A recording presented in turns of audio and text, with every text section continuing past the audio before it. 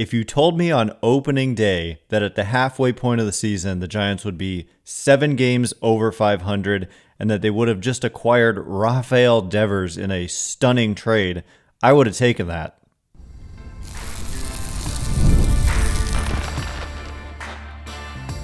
You are Locked On Giants, your daily San Francisco Giants podcast. Part of the Locked On Podcast Network, your team every day.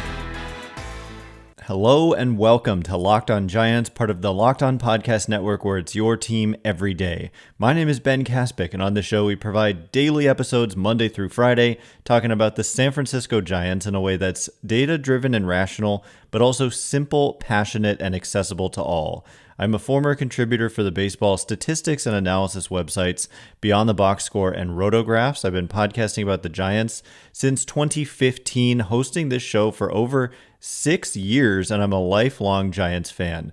Thank you for making Locked On Giants your first listen every day. We're free and available wherever you get your podcasts, including YouTube, so check us out there if you have not already, and please hit that subscribe button, smash it, more like wherever it is that you're following the show. And coming up on today's show, we're going to analyze the Giants as they have crossed the halfway point of the season, from Jung Hoo Lee's hot start to his big fall off as of late, Heliot Ramos proving he's legit, Schmitt breaking out in a similar fashion maybe to Ramos last year, a couple young players not being able to hold down positions, young starting pitching, best bullpen in baseball by ERA, the Devers trade, and the big free agent signings for the Giants not going so well. And also LaMonte Wade Jr. getting DFA'd. So a lot to cover here. A lot happened in this first half of the season. And so big picture, they're 7 games over 500. They're 44-37.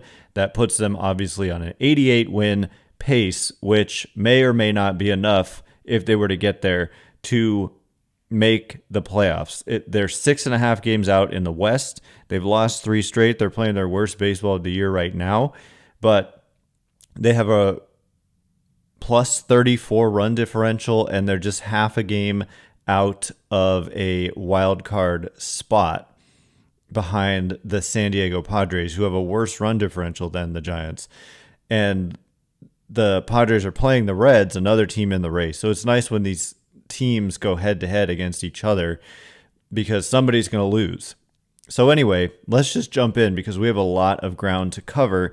The Giants pitching, I think that's where it's appropriate to start, because that is largely what's carried the load on their way to being 7 games over 500. They did start out the year, I think it was 8-1, 7 games over 500. So 500 since then, but you can't just discount the 8-1 start like it doesn't count. So as a team, the Giants pitching by FanGraphs wins above replacement is 8th with 9.8 wins above replacement. The ERA is 3.45, which is 5th in baseball. And so that has no doubt been the backbone of this team. Probably their most important player is Logan Webb, because he has just provided so much value. According to FanGraphs, 3.4 wins above replacement so far this season in about half a year. And so that would obviously be almost a 7-win pace. And that's putting you at the front of the line for Cy Young contention right there. So he's having that kind of season with a big increase in strikeout rate. Robbie Ray with a 2.83 ERA through 90 1/3 innings, that is a huge deal for this team. And so beyond that, the starting pitching is, when we look at the ranks for starting pitching, they come in with a 3.82 ERA, but a fielding independent pitching of 3.41. So they've underperformed that. Their starting pitcher ERA is 12th, and that's not that great when you consider they play half their games at Oracle Park, but the fielding independent pitching is second best behind only the Phillies.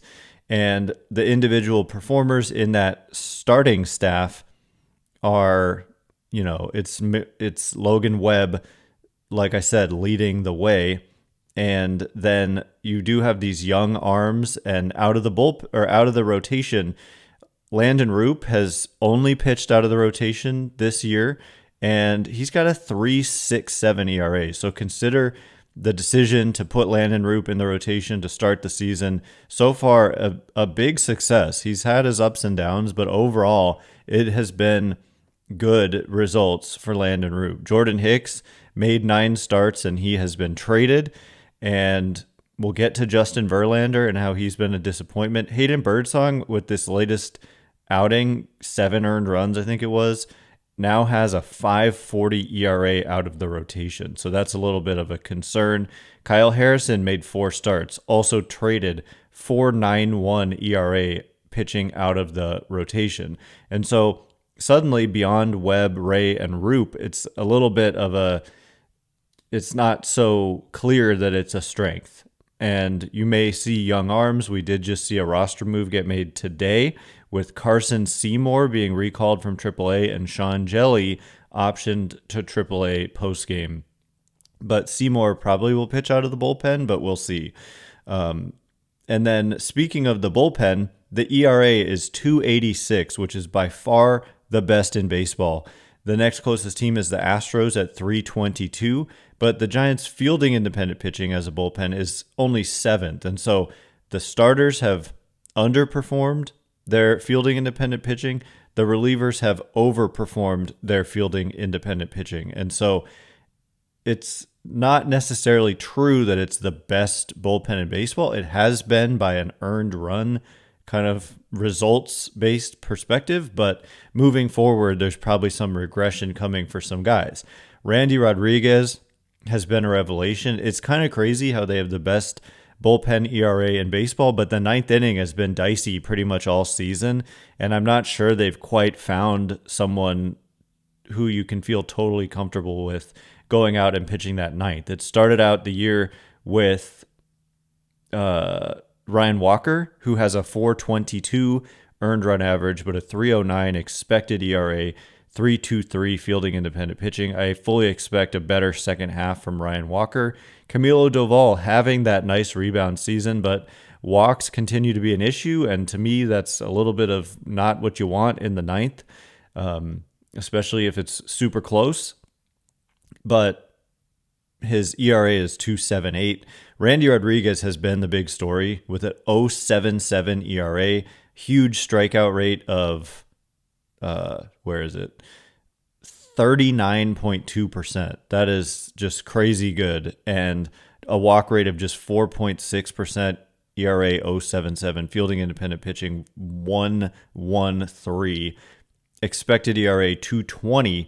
Tyler Rogers actually has a better expected ERA. He's been so good. He had a little bit of a hiccup in his last outing, but a 1.69 ERA. So the pitching has been the backbone of this team. You got guys like Eric Miller with a 0.99 ERA, but a 4.15 expected ERA and a 4.21 fielding independent pitching. So I would expect some regression there.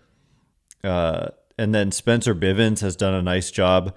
I was surprised he made the opening day roster, but to be fair, he's done a very nice job with a 3.32 ERA, 3.30 expected ERA on the season. So that's getting it done in kind of a mop-up type role, but he's quietly earned more like a bridge to your late inning guys type of role. And then when certain guys are down, he's been able to fill in those late innings.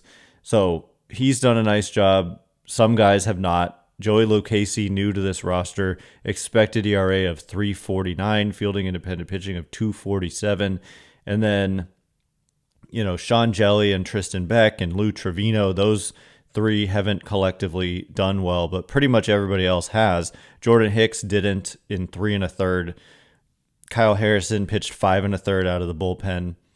And Hayden Birdsong started the year in the bullpen where he was very good with a 2.31 ERA, moved to the rotation, and the last start kind of blew up his numbers. So believe it or not, the Giants have continued to put up good numbers, at least when you look at the season as a whole, in high leverage situations. It doesn't feel that way right now, but that's what the numbers show. So we'll get into those numbers. We'll look at their numbers in situational type at bats and see if those are different than their numbers in high leverage situations, and just get to the overall analysis of the first half of the season for the Giants, including looking at individual hitters and the big signings and the Devers trade. All of that coming up in just a minute. And before we get into it, today's episode of Locked On Giants is brought to you in part by Game Time. Have you ever decided at the last minute to head to a ball game with friends or family?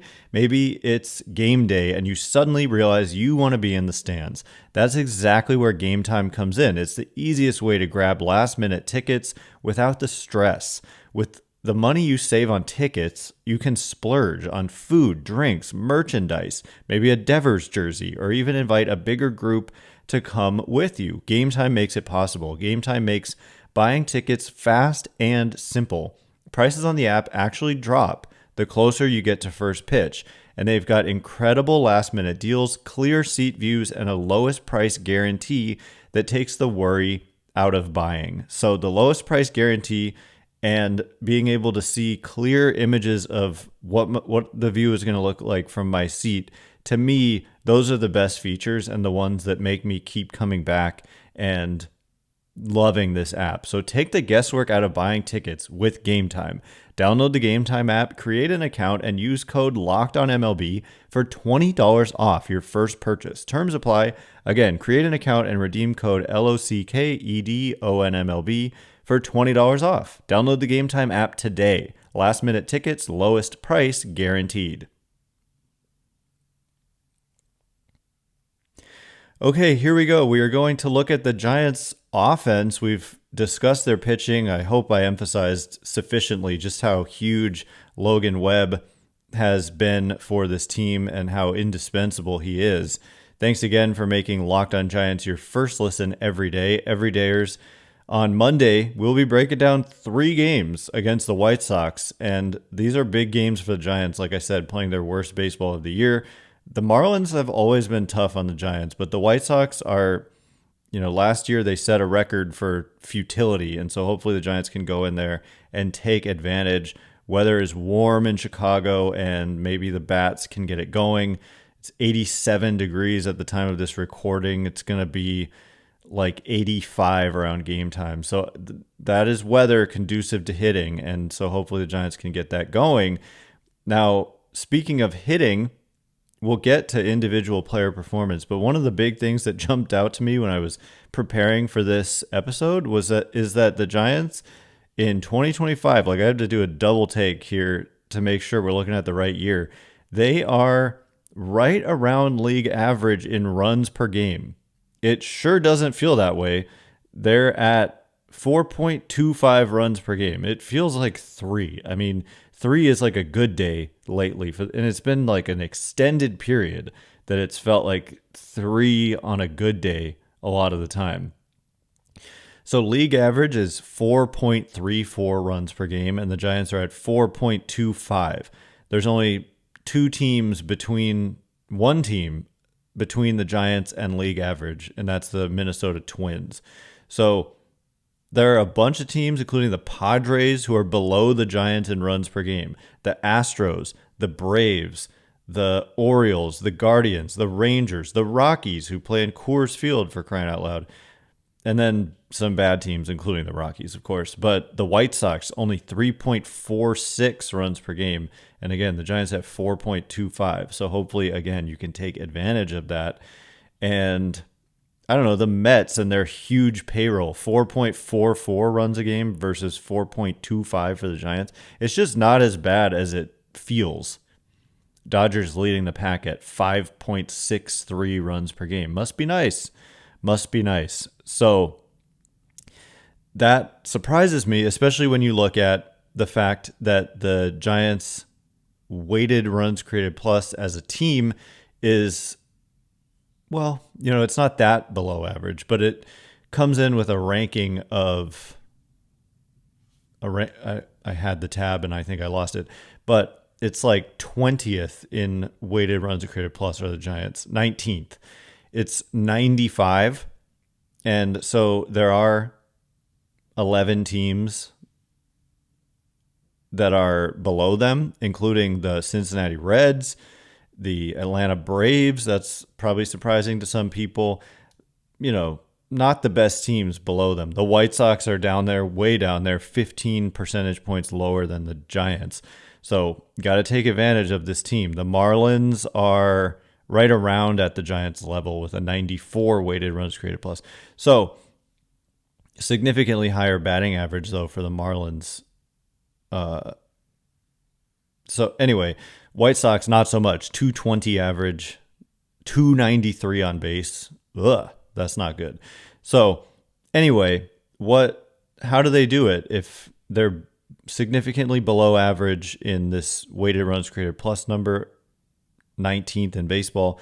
I guess that is right around the middle, but it's just what I'm trying to get at is that the Giants have continued to be good in high leverage situations, or better said, overall in the first half, the Giants offense did well in high leverage situations. Now, high leverage is kind of defined by this leverage index over at FanGraphs. It's not like runners in scoring position, because you can have runners in scoring position up 10-0, down 10-0, and that's not high leverage.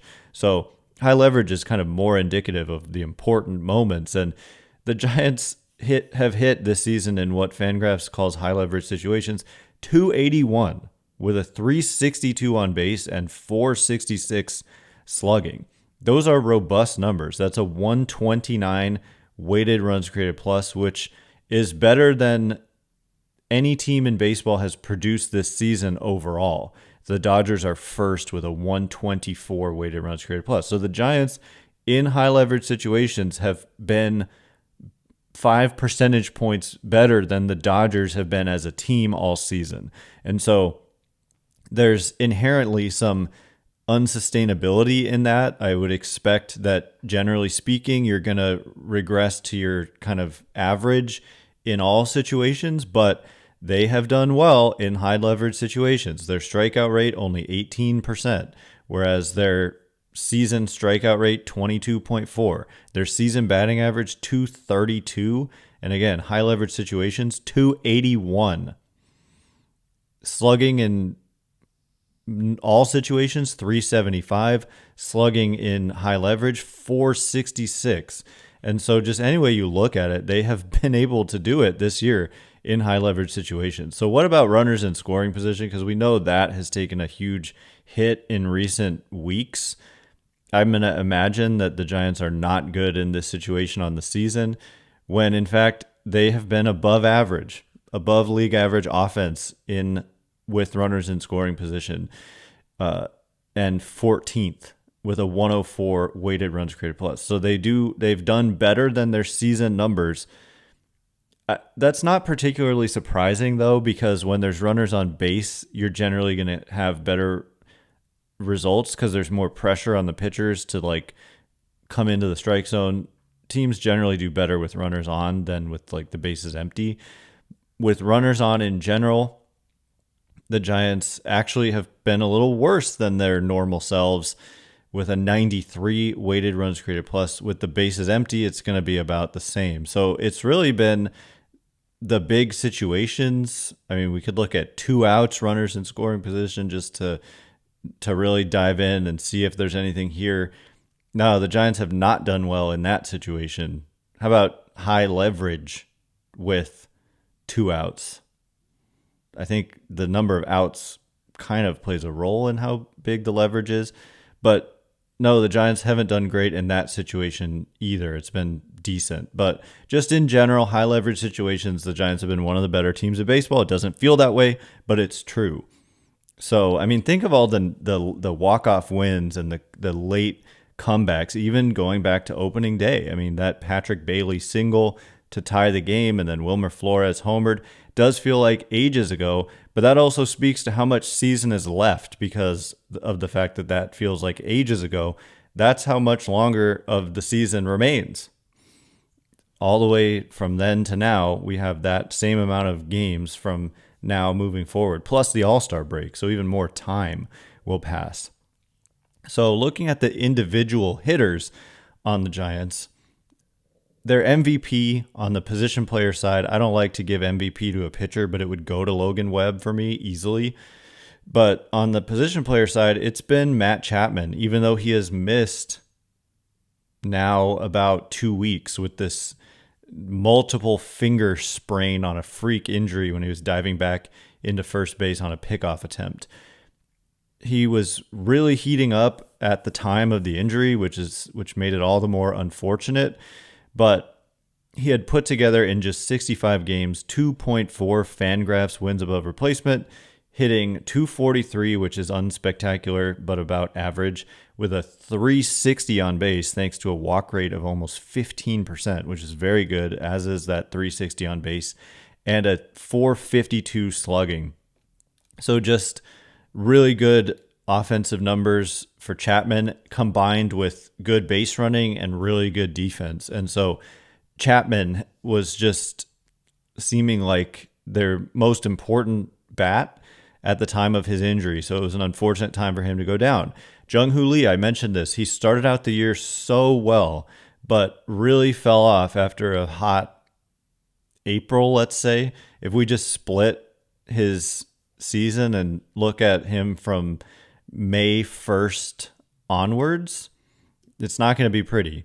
From May 1st onwards, so that's about 2 full months, he's hitting .208 with a .289 on base and .337 slugging. It's about 22% below average offense.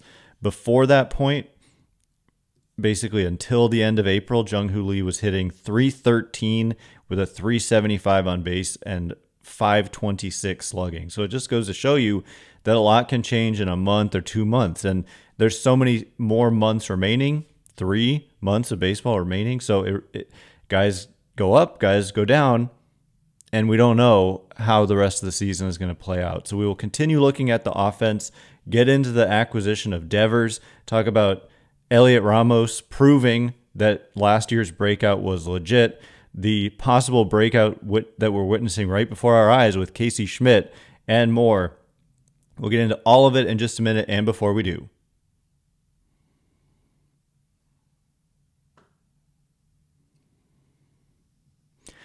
all right, here we go. We're going to get into the continued breakout of Heliot Ramos, proving that last year was no fluke. The acquisition of Rafael Devers to this lineup, what that means for them in the second half of the season, and just the ins and outs of everybody else on this roster and specifically their big signings. If you look at Buster Posey's track record of who he signed, it hasn't been good. And yet there still feels like there's been an improvement in the quote-unquote vibes of this team. Thanks again for making Locked On Giants your first listen every day. Everydayers on Monday, breaking down 3 games against the White Sox. Big 3 games coming off a sweep at home by the Marlins. So Giants really would do well to go into Chicago and take care of business against an inferior team with good weather to hit. And I think that someone like Willy Adames, that's who I actually kind of want to start with here, who's heating up. If you look at his rolling 15-game weighted runs created plus, meaning over his last 15 games, what is he doing? He's got a 154 weighted runs created plus. He almost hit 2 grand slams, including what would have been a walk-off, missed it by feet in the 9th inning the other day. And even with those 2 balls being outs, still a 154 rolling 15-game weighted runs created plus. So on the season for Adames, it's been overall a big disappointment with him hitting just 215, 298 on base, 349 slugging. His defense started out shaky. I would say that it's been better lately, and the numbers kind of back that up. Defensive runs saved pretty early on had him at like -7, and now he's at -6. So he's played at least average or a little better than that defense for an extended period after a rough start. Outs above average has him at +2 on the season. So those numbers not totally in agreement, but the eye test for me says he's been about average, maybe a little better than average, maybe a little worse at times, but overall about average and at a premium position. But the hitting has been a struggle. And we've talked about how Willy Adames is one of the rare guys who has true career reverse platoon splits against left-handed pitching in his career, and 84 weighted runs created plus, a 16% below average offense. Against right-handed pitching, 16% above average offense. In his career, we're talking thousands of plate appearances. So that's legit. And this year, though, against left-handed pitching, this is really where the issue has been. He's hitting just 138 with a 191 on base and 225 slugging with a 29% strikeout rate against lefties. Whereas against righties, Adames has hit 243 with a 336 on base and 394 slugging. So that's not great either, but it's above league average offense.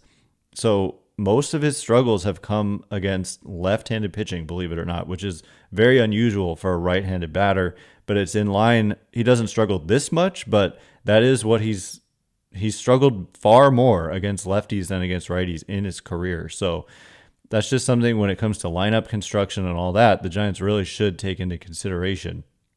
So certainly not playing like someone who deserves a $182 million contract over 7 years, but the personality that he's brought, I think, has changed this team fundamentally, and that has a tremendous amount of value. And then I expect him to be better. He's always said he gets better when the weather gets warmer, which always makes me cringe a little bit for a player playing their home games in San Francisco, but we'll see. He's been hot lately, and hopefully going to Chicago where it's really hot right now weather-wise, like he said, he likes to play in that weather, which is funny. Like, he did sign with the Giants. I hope he realizes what he got himself into. But yeah, so this is potentially a good place for him to go hit right now as his bat has been heating up.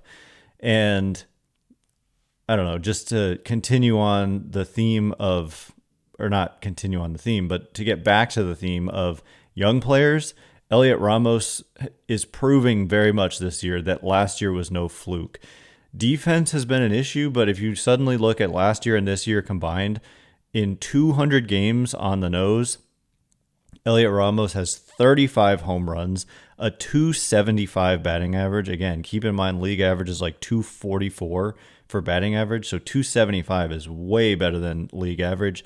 337 on base for Ramos and 469 slugging, 25% above average offense in his last 200 games. And that's a breakout, folks. And again, defense has not been pretty this year.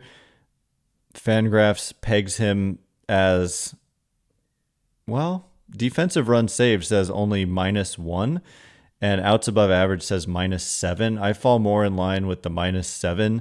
Maybe let's split the difference and just say he's looked pretty below average defensively, but the bat is legit, and he's only 25, and that is a huge deal for the Giants.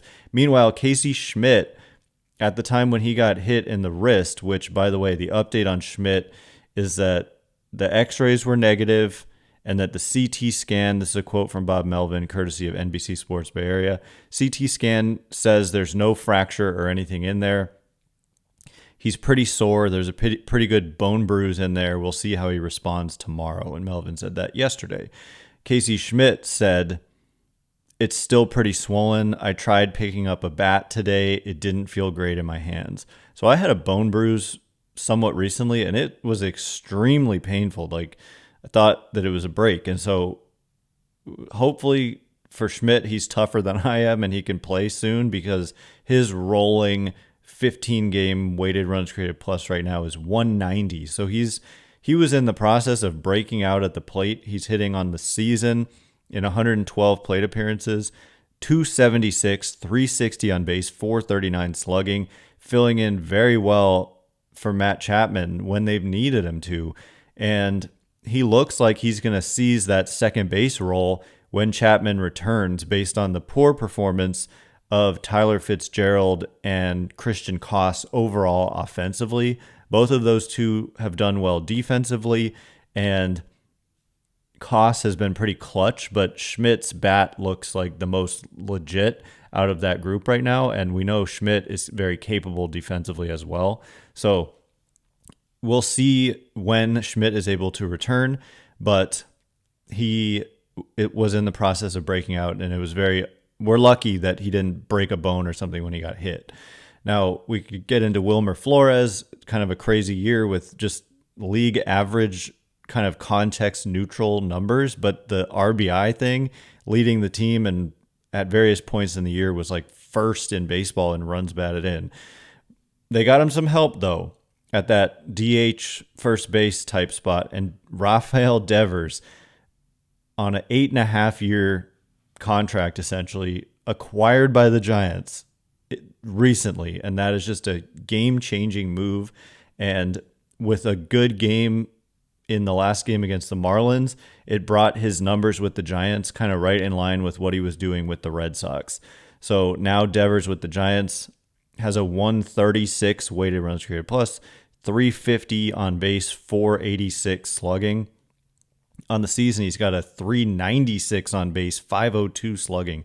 So this is an impact bat getting out of Oracle Park, where he did hit 2 home runs in this homestand. But I look forward to him just settling in and seeing him play on the road. I think you're going to see this guy has so much power. They keep showing graphics where, he is first in extra base hits since like 2019. A lot of home runs, averages over 30 home runs per 162 games. Hit a monster home run to the right of center field yesterday. I'm just looking forward to every game we get to watch Devers in a Giants uniform, and it's 8.5 years he's under contract, and what a huge move. So again, if we take a step back, Giants are 7 games over 500. They're half a game out of a playoff spot. Logan Webb's having a Cy Young type of season. Heliot Ramos has proved last year was no fluke. Casey Schmitt looks like he's breaking out. The Giants got Rafael Devers without giving up too much. Kyle Harrison and James Tibbs III being the notable subtractions. Jordan Hicks, I don't think anyone would consider it too big of a deal to have lost him in that trade. You had to give something up in Harrison and Tibbs, but you got Devers. And so looking ahead, I think the Giants will play better than they've played recently. And I even think they have the potential to do better than 44 wins in the second half. And they got 44 in the first. So lastly, just to look at the FanGraphs playoff odds, has the Giants a little below 50% with an 85.5 win projection, which is a little disappointing. The Bat X has the Giants at 58%. It's another projection system on FanGraphs with a win projection of 86.4. So, playing above 500, but not quite at the level that they overall played this year, which kind of makes sense. They did start out really well, and then they've played just 500 baseball since. So this is a part of the schedule to take advantage of. It starts with the White Sox tonight. Second half starts tonight, and I can't wait. And it's been a pleasure to be with you in this first half. So thanks again for making Locked On Giants your first listen today and every day. For your second listen today, check out the all-new Locked On MLB Game Night. Every game, every night, all season long. Get local analysis on a national scale. Find MLB Game Night on Locked On MLB on YouTube or wherever you listen to podcasts. Once again, I'm Ben Kaspick. Check me out on Twitter at Ben Kaspick, Kaspick. If you like this show, please consider rating it or leaving a review. It helps me out so much. So thanks in advance, and thank you to everyone who's done so already. I can't wait to be with you again on Monday. Have a great weekend. Thanks again for listening. You are now Locked On Giants.